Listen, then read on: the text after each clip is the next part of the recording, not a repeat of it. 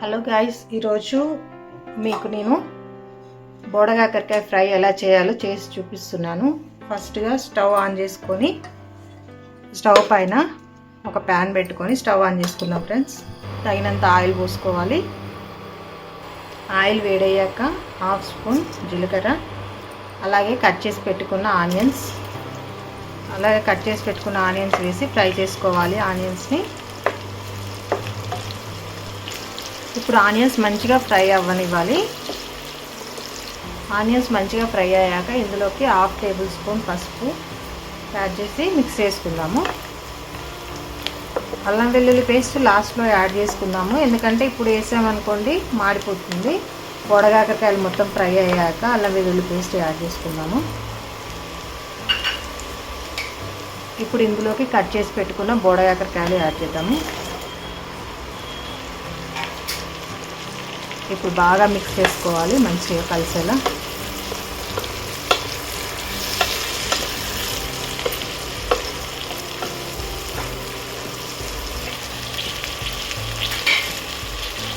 మధ్య మధ్యలో ఇలా కలుపుతూ ఫ్రై చేసుకుంటూ ఉండాలి. అడుగంటకుండా.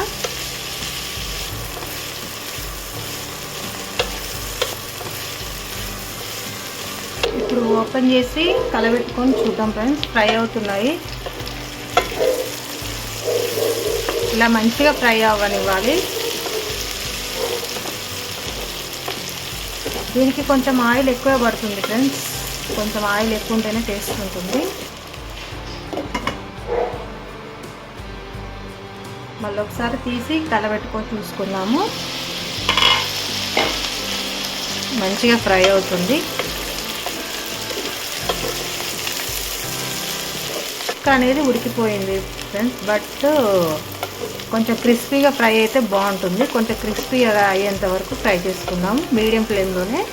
ఇప్పుడు ఓపెన్ చేసి చూద్దాము. బాగా ఫ్రై అయిపోయింది బోడకాకరకాయ. ఒకసారి కలబెట్టి చూద్దాము. ఇప్పుడు మంచిగా ఫ్రై అయిపోయిన ఈ బోడకాకరకాయలో మనం అల్లం వెల్లుల్లి పేస్ట్ యాడ్ చేసుకుందాము. 1 టేబుల్ స్పూన్ అల్లం వెల్లుల్లి పేస్ట్ యాడ్ చేశాను.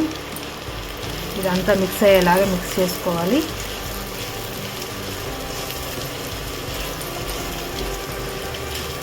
ఆల్రెడీ మొత్తం ఫ్రై అయిపోయాయి కదా. ఇప్పుడు స్టవ్ అనేది సిమ్లో పెట్టుకొని అల్లం వెల్లుల్లి పేస్ట్ యాడ్ చేసుకొని, అల్లం వెల్లుల్లి పేస్ట్ కొంచెం ఫ్రై అయ్యాక ఇందులోకి కారం, ఉప్పు యాడ్ చేసుకున్నాం. ఇప్పుడు ఇందులోకి తగినంత కారం, మీ టేస్ట్కి తగ్గట్టు మీరు యాడ్ చేసుకోవచ్చు. అలాగే 1/2 టేబుల్ స్పూన్ ఉప్పు.